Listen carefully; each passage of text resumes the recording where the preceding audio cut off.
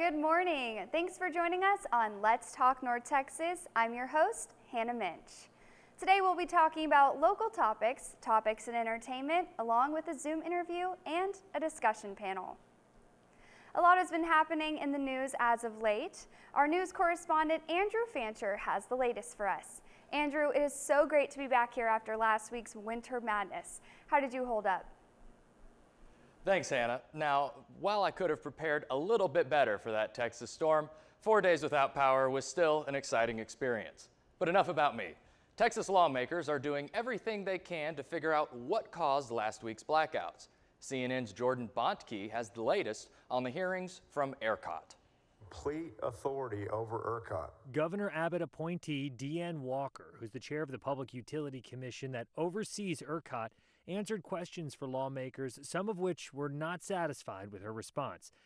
She pushed much of the responsibility of the state's energy control onto ERCOT. When asked about what recommendations she had on how to fix the state's electricity grid, she had none. And one lawmaker said Walker didn't demonstrate the knowledge to be PUC's chair. I don't think that I understood the situation and the underlying issues until we have lived through this. For most of the morning and the afternoon, ERCOT CEO Bill Magnus was on the hot seat.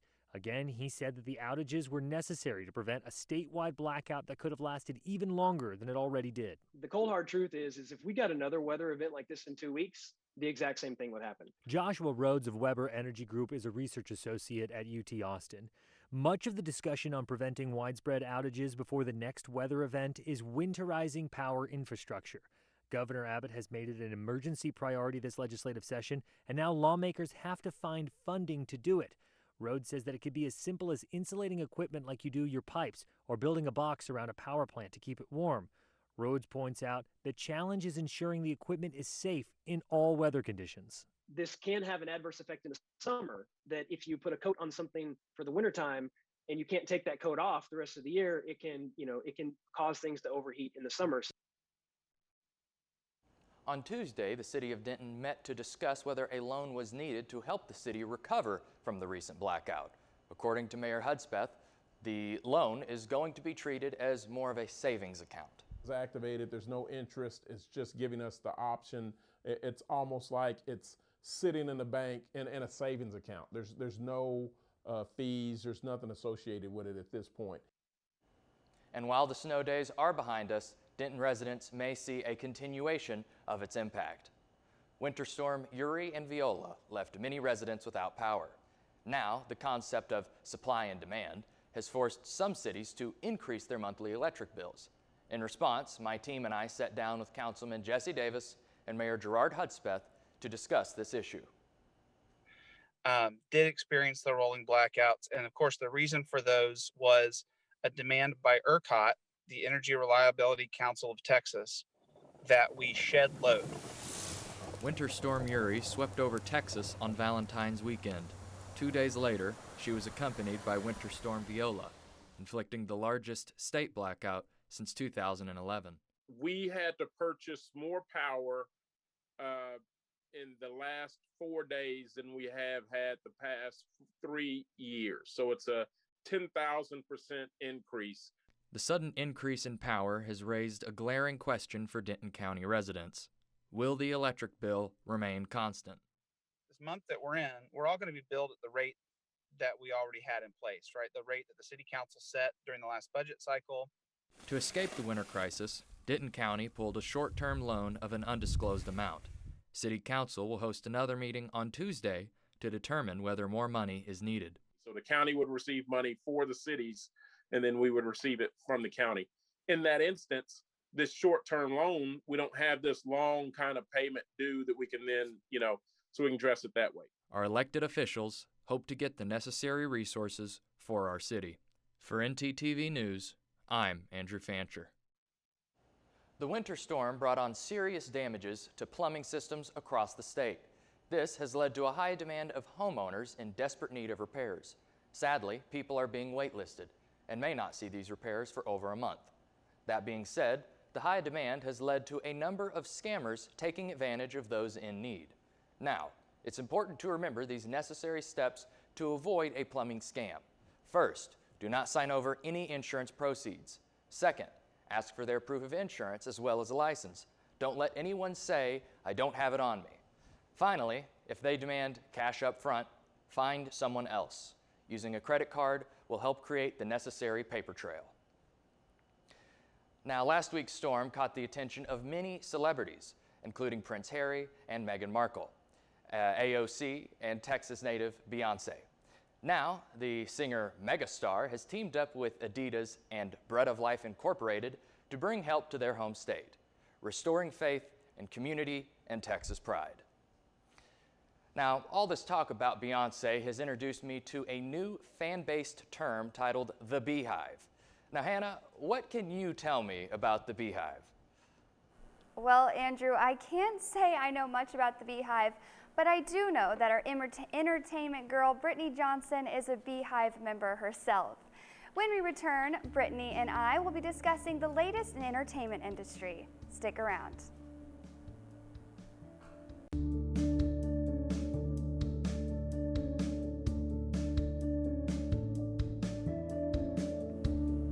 Welcome back to Let's Talk North Texas.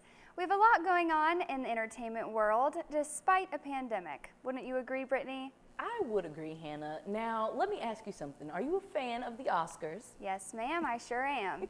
Well, you'll be interested to hear that due to the pandemic, the Oscars are going to look a little different this year. The Academy recently announced that the awards ceremony will be held in person and across multiple locations, including the landmark Dolby Theater. This year's ceremony has also broken a record for the most films eligible to win Best Picture. The Academy will now have a catalog of 366 films to receive the prestigious nomination. The Oscars will air on April 25th of this year. In other award show news, this Sunday, the Golden Globes will take place. Hosts include Tina Fey and Amy Poehler. Some notable nominations include Hamilton, No Man's Land, Borat, subsequent movie film, and Onward. Make sure to tune into that. After more than 20 years since his passing, one of Stanley Kubrick's final projects is being adapted for the big screen. Lunatic at Large is described as a noir thriller. Veteran producer Galen Walker in an interview said, "The opportunity to bring a Stanley Kubrick project to the big screen after so many years is a dream come true. We look forward to making a film in keeping with his unique style and vision." Lunatic at Large is slated to begin production in fall of 2021. And in the music world on Monday, the electronic music duo known as Daft Punk announced in their typically cryptic way that after 28 years, they are hanging up their helmets. The pair has seen major success over the course of their career, winning 6 Grammys and landing international hits like One More Time, Harder, Better, Faster, Stronger, and Get Lucky. Catherine Fraser, the band's longtime publicist, confirmed the split to the Associated Press. Today marks Pokemon's 25th anniversary since the first game, Pokemon Blue and Red, released. Today, the company released 3 new titles to the franchise: Pokemon Brilliant Diamond, Shining Pearl, and Legends Arceus. Although today is the official anniversary, the company has been making plans for the whole year. CNN Rick's Damagella has more.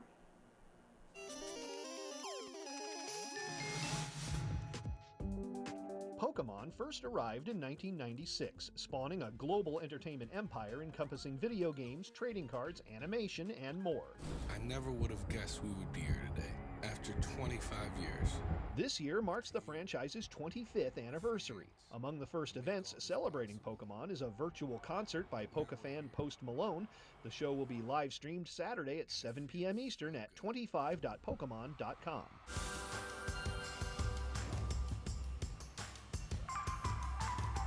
As fans anxiously await news and announcements from the world of Pokemon, one new game we know details about is new Pokemon Snap. The Photo Safari gameplay is a modernization of the popular Nintendo 64 game.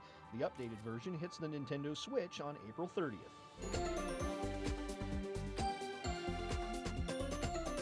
While February 27th is considered Pokemon Day, the celebration is expected to last the year. In Hollywood, and still trying to catch 'em all after 25 years, I'm Rick Damagella. Get ready, Marvel fans. After much speculation, it was revealed that the upcoming Spider-Man 3 will be titled Spider-Man No Way Home.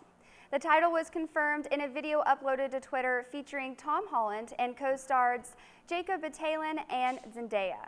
In it, the two actors jokingly criticized Tom for having previously spoiled the title for the last movie. Spider-Man No Way Home swings into theaters exclusively on December 17th.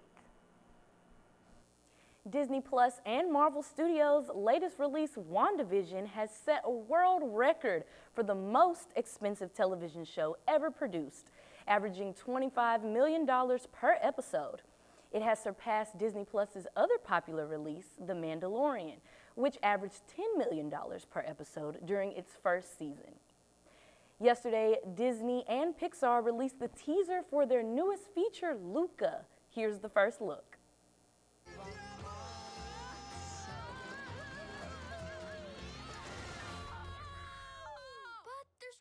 One thing.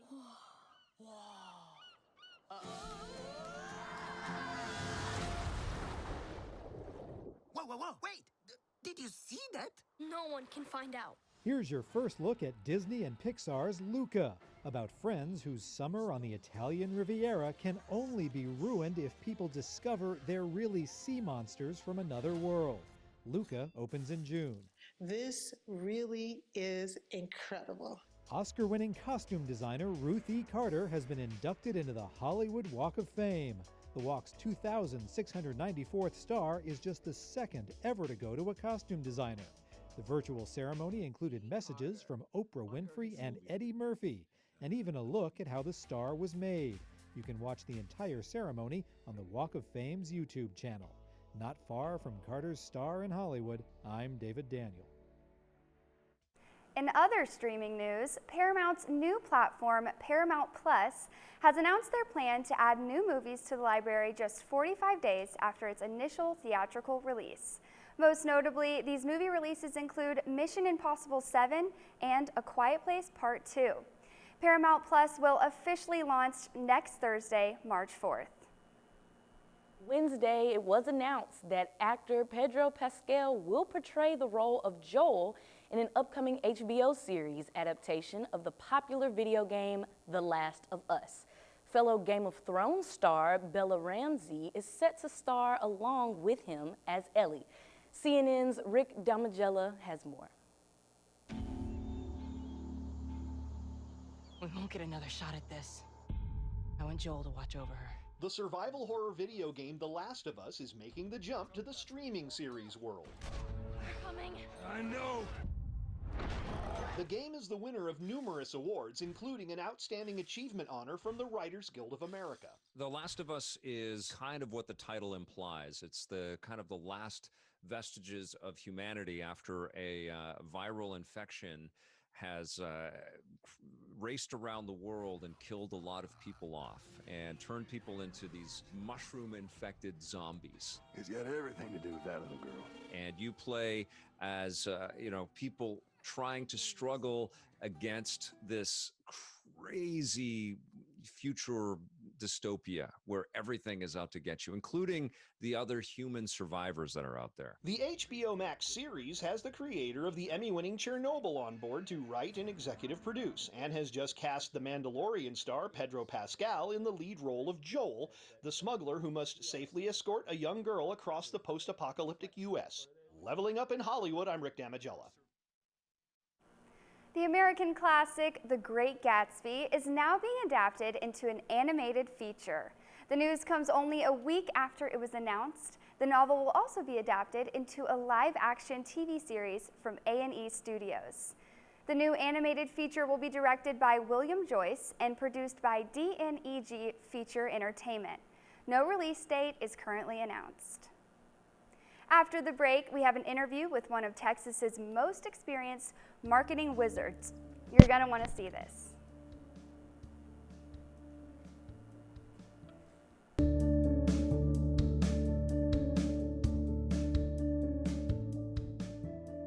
Welcome back to Let's Talk North Texas. Last week, our remote correspondent Andrew Bonatti sat down with broadcast industry veteran David Hershey to talk about how social media influences marketing. Here's what he had to say. Hershey, if you could please explain to the audience what exactly your job entails and what you do. We're kind of like we're the department that does a lot of the promotion, marketing, commercial work, graphic design. We're like an in-house ad agency for the TV stations.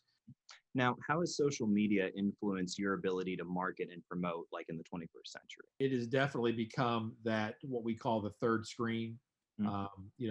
Sometimes it's the second screen, sometimes it's the third screen. The first screen being, of course, the television screen, and then the second screen maybe becoming your computer monitor, then the third screen becoming your mobile phone or whatever.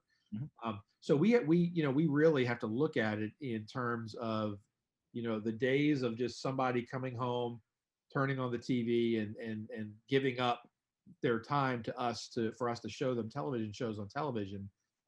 While that's still part of the overall equation, it just isn't the way it happens all the time now. Me personally, I like to sit down in a nice big chair and a nice big screen TV and enjoy the content. I don't want to watch the new Star Wars movie on my phone. There's something about actually being able to consume that content in the context that was kind of meant for. Now, a lot of films that were meant to be streaming in movie theaters are now going to be streamed directly to people's homes. And how does that influence the movie going experience as far as are people are always talking about the death of cinema. But as it seems now, at least people are desperate to go out and have an experience. Honestly, I think there's room for both. I mean, I think you're going to have people that want to watch the latest Wonder Woman movie, as soon as it comes out on their phone or their tablet or whatever. But you know what? I really think as we're hopefully getting through this pandemic, there's going to be a huge hunger for having the experience again, not just watching content, but the experience of watching content. I think that's still out there. With promotions in particular, I feel like as the years have gone on and promos have gotten shorter and shorter, it was 60 seconds, 30 seconds, 15, 5. I feel like the attention span of a lot of the audience has gone down as well. That's not a new idea, but Right. How have you seen the influence of promos going from 30 to 15 to 5? You really have to be able to promote, and even a complex news story. If you can't promote that effectively in 15 seconds, then it may not be worth promoting. But I think you're right. I think the attention span of people has really gone down, especially with social media. Nobody's watching a 2-minute video on Facebook. You're lucky if you get them to watch maybe 10 or 15 seconds. So you really have to kind of keep that in mind. So you really have to kind of really strategize on what kind of message and prioritize what kind of message you want to get across in those shorter clips. Were there any trends with the Super Bowl commercials and promotions you noticed this year that have been different from previous years, or any interesting marketing strategies you may have not seen before? The thing with branding and promotion is you want people to feel something. It can't just be yell and spew sales lines at people. That's a promo, that's a commercial. But real branding makes people feel something, and when you can make them feel something, that's the most powerful thing of all. The other interesting thing I saw in there, especially with all the weird things going on with the stock market and Reddit taking credit for some of that stuff. I don't know if you noticed there was a 5-second spot in the middle of the Super Bowl with an eye chart of copy on there, and it looked almost like a warning page. And so it was up there for 5 seconds, and obviously it was impossible to read the whole thing in 5 seconds. So what do? You stop, you go back, and you pause the DVR, and you look and see what it said. And of course, that's what I did too. And I'll bet you a lot of other people did as well. I thought that was kind of ingenious. They even said that they couldn't afford a full 30-second spot in the Super Bowl, so they bought 5 seconds. Now we can tell that it's not just pausing your DVR that people can do now. People can, while it is still rolling, take in new information while they can pull out their third screen, like you referred to as their cell phone. Exactly, and that's what today's marketers are hoping that you're doing as well, and that you're following trends online. Well, it's been great talking to you. Thank you so much for sitting down with us, and we look forward to speaking with you again, perhaps. All right, thanks for having me. What a great interview. So Brittany, I have to ask, do you prefer watching movies, streaming them on your device, watching them in your living room, or being in person in the theaters? I love being in person in the theaters. It's such a luxury for me, you know, Yes. just to be in a space, in a dark setting, looking at the big screen. You know, being at home, you can kind of try to make that up, but Yeah. it's not the same. You It's know, not. you're getting your blankets out, trying to turn down all the lights, but you still have access to other distractions. And being on Definitely. your phone, that's just an overall distraction. You know, you're trying to watch an interesting film and you're getting text messages and social media notifications. You know, I'm not going to watch Black Panther on my phone. I want to be in the theaters where I Definitely. can see it in the big picture. So I'm a Yes. theater person. Yes, I really am. I am too. So everyone, when we return, Edison Meza has some international films that you need to watch. Stick around.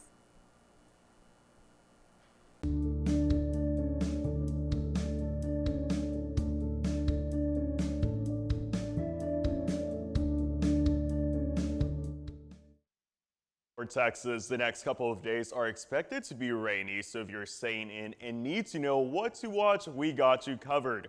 This week, we're highlighting international films. To start off, you can watch El Laberinto del Fauno, Pan's Labyrinth on Netflix. This Academy Award-winning Spanish-language fantasy movie, written and directed by Mexican filmmaker Guillermo del Toro, tells the story of a 12-year-old girl, Ophelia, who disappears into fantasy realm to escape the violence raging around her. Next up, foreign language Oscar winner The Salesman, directed by Asghar Farhadi on Amazon Prime. After their old flat becomes damaged, a young couple living in Tehran are forced to move into a new apartment.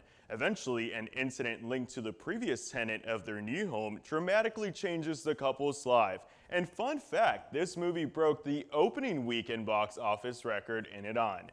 If you're looking for a good international horror movie, you can stream House on HBO Max. When Japanese schoolgirl House Gorgeous and 6 of her friends visit her aunt's country home in House, they discover that the place is haunted by evil spirits.